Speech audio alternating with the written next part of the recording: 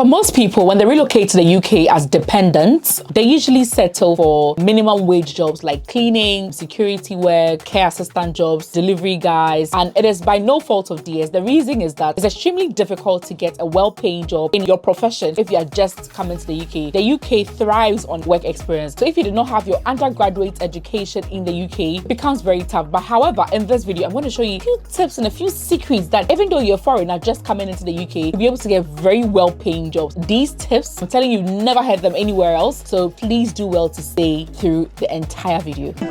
Stop that. So hi guys, welcome once again to my channel. My name is Anel Griselda. I'm a nurse currently practicing in the UK but originally from Ghana. This is my channel. Yeah, I talk about nursing, migrating, opportunities for people to relocate, and life in the UK as an immigrant in general. So if these are topics that interest you, please do consider subscribing. So the first thing I would say is do a bit of research. Okay, listen to me carefully. This is not cliche. Do your research very well. See, there are several jobs back home that have some titles. However, you will not find those titles here. In Ghana, there's a health role called physician assistant. In the UK, there's nothing like physician assistant. They call it physician associate, okay? So you have to do your research even before you relocate. Find out the kind of jobs that you can do based on the qualification that you have. If there's a job or profession that you were doing back home, find out how it is called here, how that role is called here, and find out all the requirements. So it will help you better prepare for it. So that your target job, find it. And let me give you this simple trick. There's a website that will help you do this. This website is called prospect.ac.uk. Let me show you how this website works, okay? So this is how the website I'm talking about looks like, Prospect. I'll leave a link to it as well, okay? So even before you relocate, go through this website, guys. You can decide to log in and register and set up an account on there so that they'll give you notifications on job applications, whatever. But the reason why I'm saying use this to do your research is, see, when you go to work jobs and work experience, okay, you can search for graduate jobs, and then you can also look for job sectors, okay? And then you can even also find what job will suit me. They'll ask you a couple of questions, you answer them, and they'll show you the kind of job that will fit you, okay? So what I would rather do is go to the job sectors. So when you go to job sectors, let's say you're a banker back home, okay? So you can go to accounting, banking, and finance, but there are several job sectors. So if, let's say, you are into healthcare or environment and agriculture, information technology, that's IT, law, leisure, sports and tourism, marketing, media and internet. There's so many recruitment and HR, retail, sales, so many job sectors, okay? So let's say you were a banker back home and then you want to know how the banking industry is like in the UK. And like I'm saying, you have to do your research to know the requirements for banking jobs in the UK, to know the salary, the job roles in banking that you can do, okay? So you select accountancy, banking and finance, okay? So let's say when you come here, they're showing you graduate finance jobs, okay? So when you click on it, it's giving you a list of jobs that you can apply as a graduate who has just completed, let's say, a degree in finance, okay? And other accounting jobs as well. So accounting technician, chartered accountant, chartered certificate accountant, chartered management accountant. They'll let you know all jobs that are under accounting. When you come down here as well, they'll let you know all the jobs that are under banking in the UK. So let's say you go through this and then you see, let's say, compliance officer, right?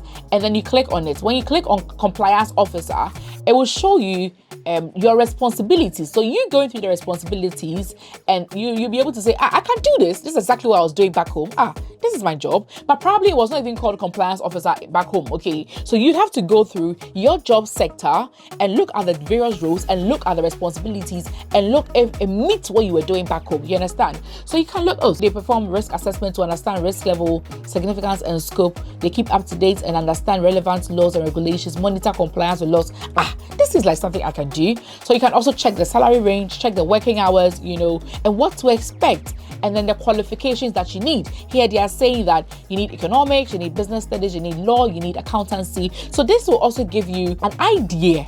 Before you even come, do this research well, give you an idea of various skills that you are eligible for. Honestly, you do not always have to start as a cleaner or as a care assistant or as a delivery boy. Sometimes your license back home actually qualifies you to do some of these well-paying jobs, but you just don't know. You're searching for the wrong jobs because you don't know the right titles and you're not searching properly. So this will help you, okay? And when you come here as well, they have related jobs and courses. So you can use this prospects.ac.uk website to find out jobs that are in your field, okay? So it works for all other sectors. Let's go back, okay? Let's go to job sectors again. So let's say you are into engineering and manufacturing, okay? But you don't even know the kind of engineering, how they call your job here, okay? They have 7 tips of getting into civil engineering, opportunities for women in engineering.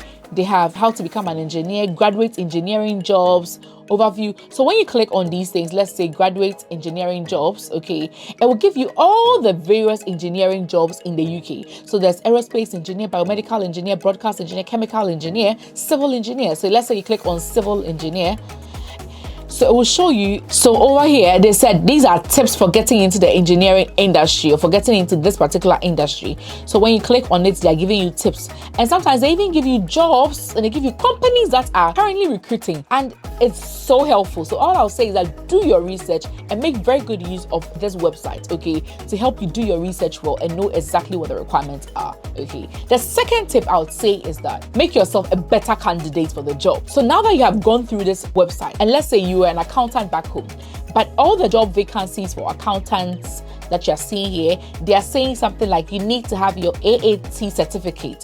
Meanwhile, back home, there was nothing like AAT certificate. So you ask yourself, what is AAT certificate? So apparently it's an exam that accountants take. And when you take that exam, it boosts your chance of getting a good job. And I found all this through this website, honestly. You realize that, oh, the exam is even £240.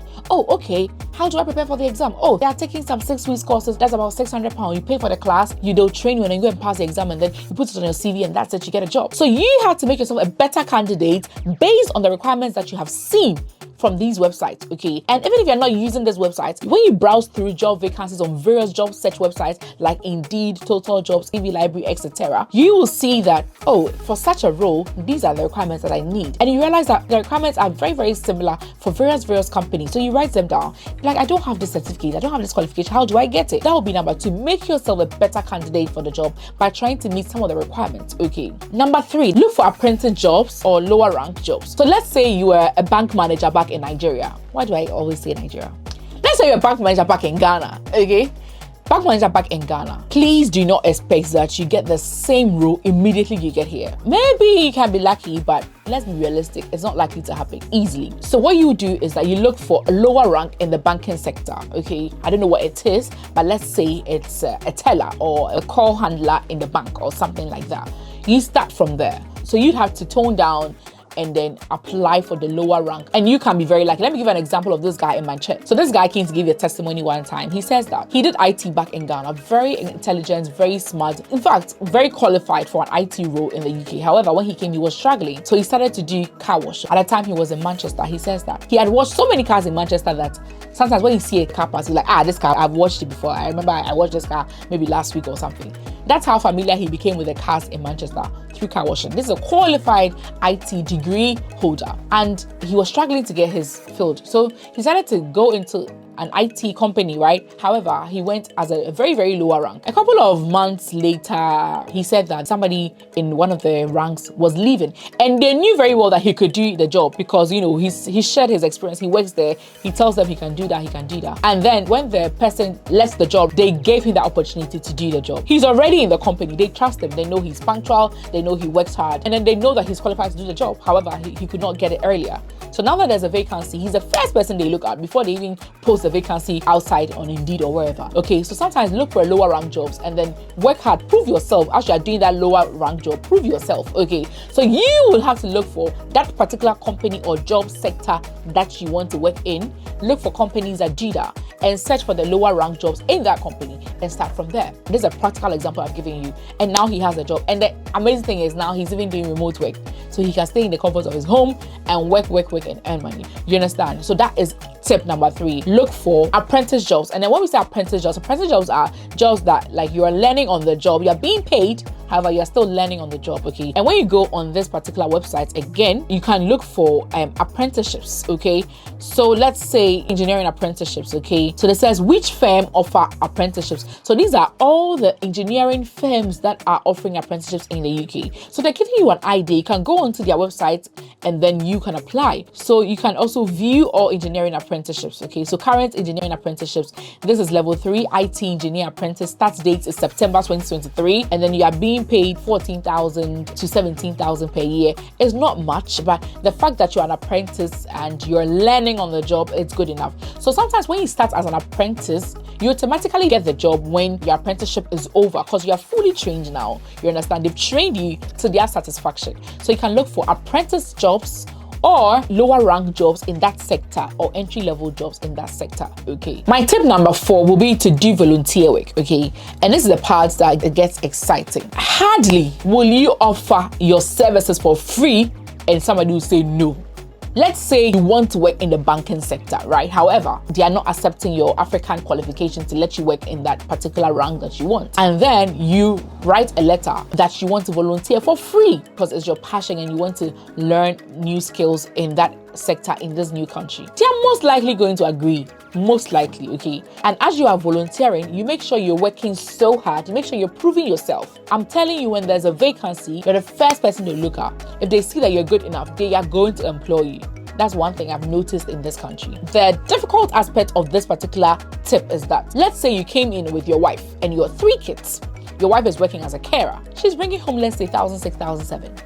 If you decide to go and volunteer full time, you're leaving the burden on your wife, which is not fair. What I would advise is that you volunteer part-time and you do the job that you don't like, those transition jobs, okay, as well, part-time.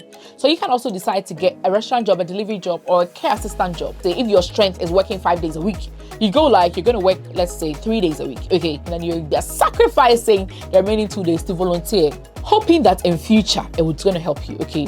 And let this be something that is in your sector so that it will help build your resume. Even in that particular company that you're volunteering at, do you not give you the job because you have experience working in such a company? Another company in that job sector, knowing that you worked for their sister company or a similar company, will realize that you do have experience. And remember, from the beginning, I told you that UK companies, they love experience. So you volunteering will give you that leverage. You understand? But like I said, it's tough to volunteer for free and you're not getting paid. So what I will advise is that you go on Skillshare platform and you learn a skill that you can offer this service to people and make some extra money to meet up with the money you're losing by volunteering for 2 days without working. So let's say you can start photography part-time, or let's say you can start cooking part-time. Maybe you can start YouTube part-time. You have absolutely no idea on how to do this, but your 3 days work money is not enough to help your family. Just go on Skillshare. So if you're hearing Skillshare for the first time, Skillshare is an online learning community with thousands of inspiring classes. On Skillshare, there's a class on whatever thing that you want to learn, whether you're a beginner, whether you are an expert and you want to top up, whatever level that you are in, whatever sector you want to learn, there's a class on Skillshare for you. They will take you through the step-by-step guide, and on Skillshare there are no adverts, so you get the straight up value front, whatever skill that you want to learn. I wanted to make some extra cash, yeah? So I decided that I heard about online courses. I'm like, it's good. And it's passive income because once you finish it and then the course is there, you get the money. Just yesterday, I had a sale from the US. I did this sometime back in March this year. I'm a nurse. How did I know how to create an online course, create an ebook and all that? Skillshare. So I took a course called How to Create an Online Course and Become an Engaging Teacher from Jelisve, and I took that class and it helped me a great deal to put my online course together. I've taken several other courses on Skillshare that has been very, very helpful to me, honestly. And you can check some of the reviews on my online course. There's a lady who had barely 10 subscribers, and in a few days after the class, she's skyrocketed. She has over 1,000 subscribers. There's a lady who had been on YouTube for so long, could not reach the 1,000 subscriber count and then the 4,000 watch hour milestone to get monetized. She got monetized just recently and she's just worrying me. I know, why don't you keep advertising? This is so good. It has been so helpful. I'll leave these reviews. So if you want to take my online course as well, I'll leave a link in the description. However, all I'm trying to say is that having one source of income is like having no source of income. So you have to supplement what you're getting. Learn a skill or start an online store. Learn how to sell things on Etsy. Learn how to sell things on eBay or Amazon or wherever. You can only learn this the right way through Skillshare. Don't be like every other immigrant that comes to the UK and is doing care job and they don't move, they do care job for the rest of their lives. Don't be like that. Upgrade, get a side hustle attached to it. And like I always say, as dependent, you guys don't have low restrictions in the number of jobs you can do. So take the advantage of that and start a side hustle. Go on Skillshare platform and learn a new skill or upgrade on an existing skill, offer your service to people and make good money alongside your job. So the amazing thing is that Skillshare is sponsoring today's video, yes.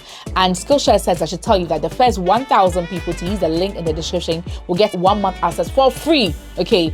Yes, so the link will be in the description, guys. Make good use of it, okay? It's 30 days. Learn the skill that you need to learn or explore the platform and the valuable and the good things that this platform brings, okay? So thank you so much, Skillshare, for sponsoring today's video. The fifth thing I'll say is that be bold, ignore the job requirements and apply. See, employers will write 5 years UK experience, whatever. See, sometimes just be bold and just ignore and apply. Who knows? Sometimes if you're able to prove yourself, they'll see your CV and they can have a change of mind. Sometimes they're very desperate, and with all the other applicants that came, you are the one that is a bit more suitable, and they can decide to give you a chance, maybe give you 6 months probation or whatever till you prove yourself, and then you make sure you prove yourself. Okay, so sometimes ignore. However, if you are ignoring the job requirements and applying regardless, be ready for a couple of rejections. Be ready for many rejections.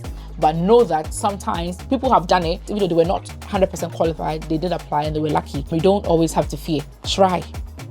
If they reject you, what happens? It doesn't change your name. Keep applying to the next ones. But like I said, search for the requirements and try to make yourself a better candidate, okay? The sixth thing I'll say is target smaller companies. So bigger companies, sometimes it might be very difficult to impress, okay? So let's say you were working as a restaurant manager back home. You have experience. You come now, you want to go and manage KFC or McDonald's or whatever. It might be a bit difficult, but maybe there's a small Turkish restaurant in your neighborhood somewhere. They are also looking for a manager that you can apply to, and maybe they'll give you the chance. And now that you have that Turkish manager job role that you can put on your CV, maybe KFC will be impressed and now employ you maybe after a year or so, okay? So sometimes target much smaller companies, right? The seventh thing I'll say is networking. Honestly, guys, see, you have to network. If you know the kind of job that you're looking for and you go on platforms like LinkedIn, you search for people that are currently in those roles, working in some companies, send them a message, DM them, network with them, let them know your situation. Don't harass people, but know how to do it in a very professional and nice way. And who knows, sometimes you can even be engaging with, let's say, a manager who's currently even looking for somebody, have a very attractive profile, and then connect and network with other people in your sector. And who knows, you can be lucky as well. Number 8, have a very good resume, applying all these things that I have said, have a very good resume and be ready to apply for not less than 200 jobs. Be ready to apply, because as a foreigner, they don't know how well your education is. So it'll take them a while to accept you. Some companies are very used to employing foreigners. However, not all companies are. So be ready for loads of rejections. But all I'll say is that be persistent. Do not give up. There are so many very qualified people that have come into the UK and they settle for, let's say, care assistant jobs. Nothing wrong with care assistant jobs, but maybe based on your qualification, maybe you had a very good job back home. You settle for that before you realize it's 20 years and you're still doing that, and you could have actually looked for your profession's job in the UK and still gotten it. So don't be like that. It's not easy. It's tough. And if you get that into your head, when you get rejection, it should not break you down. Be ready to go an extra mile, okay? So that's all I'll say in this video. I hope this was helpful. I'll leave every link of every website that I mentioned in the description. Let me also say that it's very okay to do care work. It's very okay to do delivery work. It's very okay to do cleaning work. It's very okay to do security work for the start, okay? There's nothing wrong with it. However, it's always good to progress in life, okay? And if this was helpful to you in any way, guys, please like the video and please share, okay? Thank you so much for watching. Bye.